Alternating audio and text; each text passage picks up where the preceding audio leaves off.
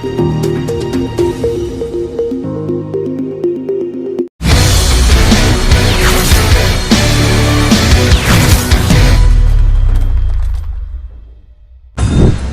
तेजस्वी की फ्लाइट में मुलाकात, क्या बनी बात? नीतीश ने चंद मिनटों में बढ़ा दी मोदी शाह की धड़कनें। क्या दिल्ली में होने वाला है बड़ा खेल?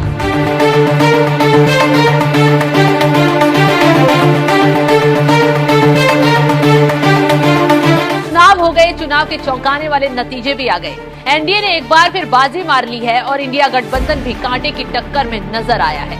लेकिन असली खेल अभी बाकी है, क्योंकि सत्ता की चाबी इस वक्त पीएम मोदी के हाथ में नहीं, बल्कि नीतीश कुमार और चंद्रबाबू नायडू की टीडीपी के हाथ में है।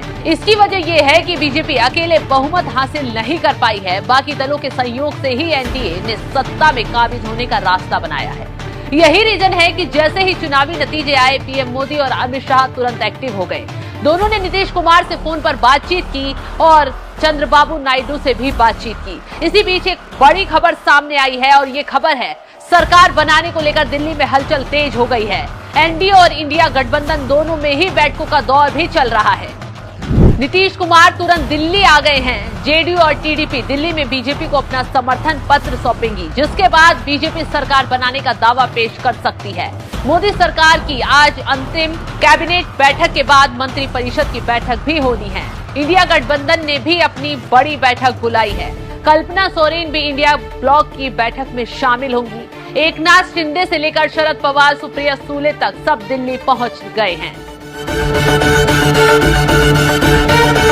लेकिन कहानी में ट्विस्ट ये है कि नीतीश कुमार को लेकर न सिर्फ नरेंद्र मोदी, अमित शाह एक्टिव हैं, बल्कि इंडिया गठबंधन भी लगातार कोशिश में जुटा हुआ है कि नीतीश कुमार उनके पाले में आ जाएं।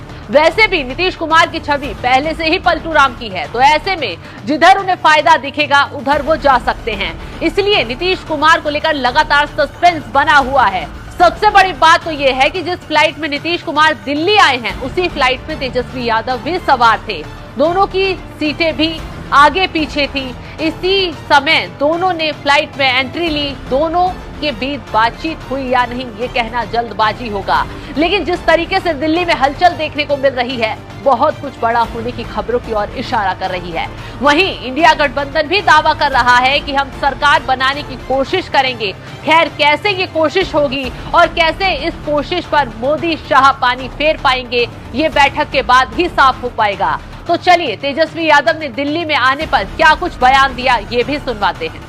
तो हम लोगों का जो प्रदर्शन रहा है बहुत ही बढ़िया रहा है, और आप जान रहे हैं बिहार से ही चुनाव उठा, और जिस हिसाब से हम लोगों ने चुनाव मुद्दों पर लड़ने का काम किया है वो आप सब लोग देख सकते हैं। तो अयोध्या में राम जी का आशीर्वाद तो इंडिया गठबंधन को हम लोगों को मिला, तो कहीं भी जो है आप देखिएगा एक चीज़ तो साफ हो गया कि जो मोदी जी की बात करते थे कि मोदी फैक्टर वो ख़त्म हो गया। भाजपा जो है मेजॉरिटी से दूर चली गई है। जो सहयोगी हैं अब उन पर डिपेंडेंट है, और हम लोग तो खुशी है इस बात की कि भाई चलो हम लोग जो संविधान लोकतंत्र रोकने बचाने का जो प्रयास था उसमें हम लोग जो है काफ़ी हद तक कामयाब हुए।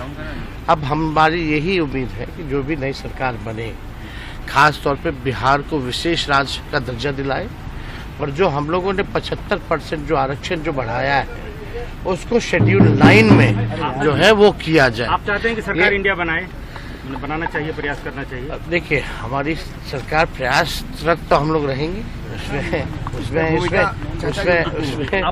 उसमें देखिए प्रयासरत लोगों को रहना चाहिए, क्यों नहीं रहना चाहिए।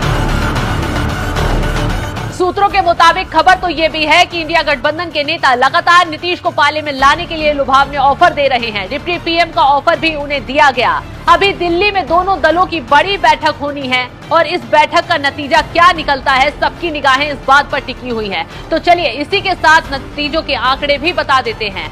एनडीए गठबंधन ने 292 सीटें हासिल की हैं, तो वहीं बीजेपी अकेले बहुमत 272 के आंकड़े को नहीं छू पाई है और उसे 240 सीटों पर ही संतोष करना पड़ा है। वहीं इंडिया गठबंधन की बात करें तो उसे 234 सीटें मिली हैं। तो ऐसे में अब सरकार किसकी बनती है, इस पर सबकी निगाहें टिकी हुई हैं। तो इस खबर पर आपकी राय क्या है, हमें कमेंट कर जरूर बताएं।